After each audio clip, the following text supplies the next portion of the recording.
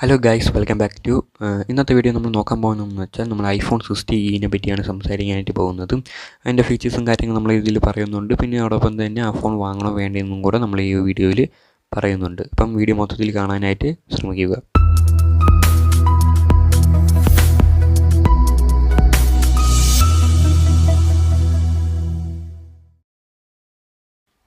First നമുക്ക് ഇതിൻ്റെ ഫീച്ചേഴ്സും കാര്യം നമുക്ക് നോട്ട് ചെയ്യാം.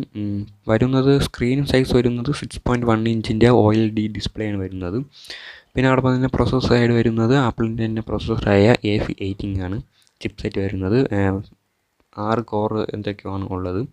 പിന്നെ അതോടൊപ്പം തന്നെ റിയൽ ക്യാമറ എന്ന് വെച്ചാൽ ബാക്കിൽ ഒരു ക്യാമറ നമുക്ക് ആ ഒരു മോഡലിലുള്ളൂ.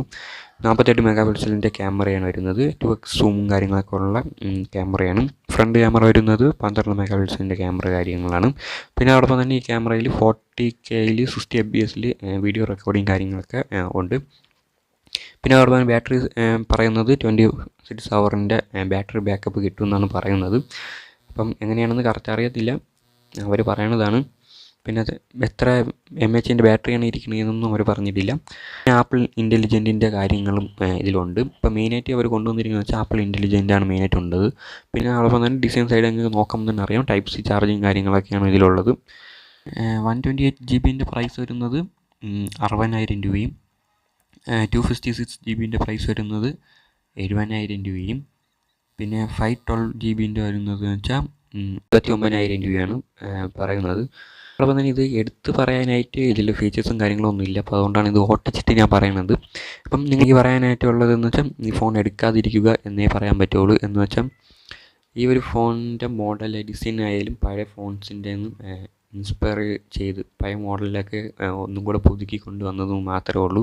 പിന്നെ അല്ലാതെ വേറെ മോഡലും കാര്യങ്ങളൊന്നും ഇല്ല. പിന്നെ അവരുടെ ഫീച്ചേഴ്സിലൊന്നും വേറെ പ്രത്യേകിച്ച് പറയാനായിട്ടൊന്നും ഇല്ല.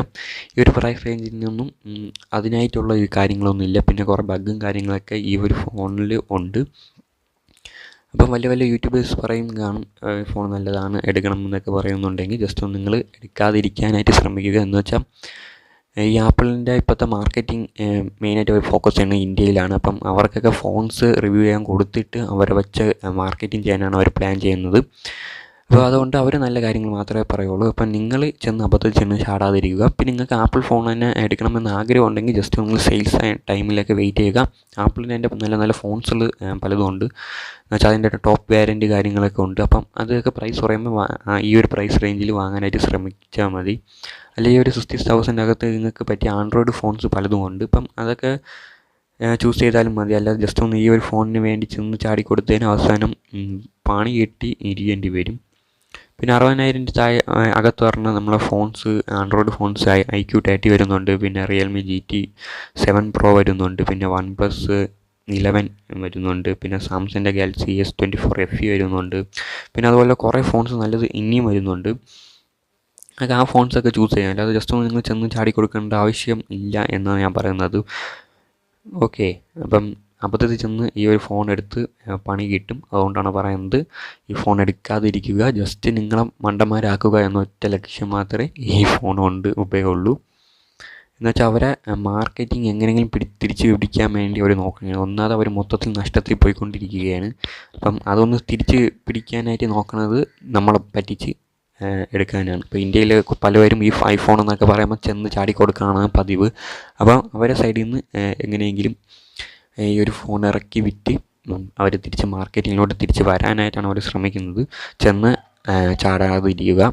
അപ്പം ഇതാണ് എനിക്ക് പറയാനുള്ളത്. ഈ ഫോൺ എടുക്കാമോ എടുക്കണ്ടേ എന്ന് ചോദിച്ചു കഴിഞ്ഞാൽ എടുക്കാതിരിക്കുക. ഓക്കെ, അപ്പം വീഡിയോ യൂസ്ഫുൾ ആയെന്ന് വിചാരിക്കുന്നു. വീഡിയോ യൂസ്ഫുൾ ആയെങ്കിൽ വീഡിയോയ്ക്ക് ലൈക്ക് ചെയ്യുക. പിന്നെ ഇങ്ങനത്തെ വീഡിയോസ് കിട്ടാനായിട്ട് ചാനൽ സബ് ചെയ്യാൻ താല്പര്യമുണ്ടെങ്കിൽ നിങ്ങൾക്ക് സബ് ചെയ്ത് ചെയ്യാം. പിന്നെ ഇതോടൊപ്പം തന്നെ ഈ ഫോൺ നിങ്ങൾക്ക് വാങ്ങണമെന്ന് ആഗ്രഹമുണ്ടെങ്കിൽ നിങ്ങൾക്ക് വാങ്ങാം. അത് നിങ്ങളുടെ ഒപ്പീനിയനാണ്. അപ്പോൾ അത് പറഞ്ഞു തരിക എന്നൊരു ഇത് മാത്രമേ എനിക്കുള്ളൂ. അപ്പം താങ്ക് യു.